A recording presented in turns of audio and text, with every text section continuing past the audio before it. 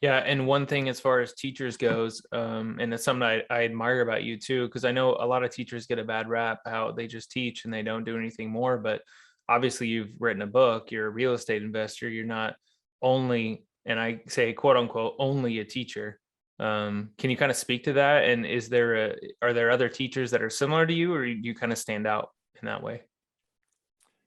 Um, there are a few other teachers that are similar to me in that they teach a full-time job and then they have things going on the side. Maybe it's real estate or some other entrepreneurial venture. But I will say, yeah, you do hear sometimes that teachers, they teach but they don't do, perhaps, or something to that Yeah. effect. And I really take I push back on that every time I hear it, because the fact is that teaching is a full-time job. And full-time meaning not 40 hours a week. My job in and of itself, just teaching, is often 50 to 60 hours a week.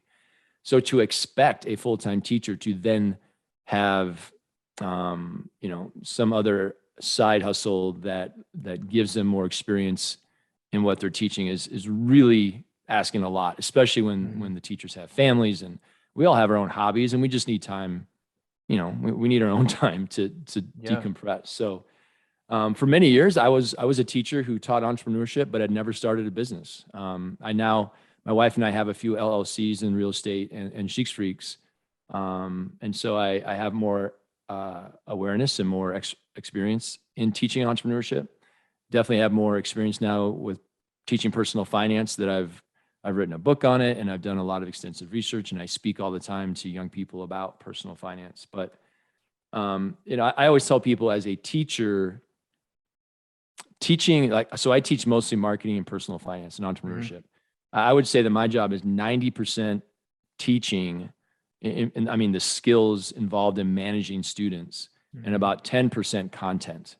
Mhm. And I think and that's in high school. I think that's true for many different uh, topics and departments.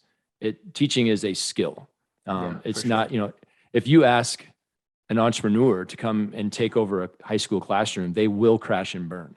They may Mhm. know entrepreneurship like nobody's business, but teaching is a skill that you have to learn over time.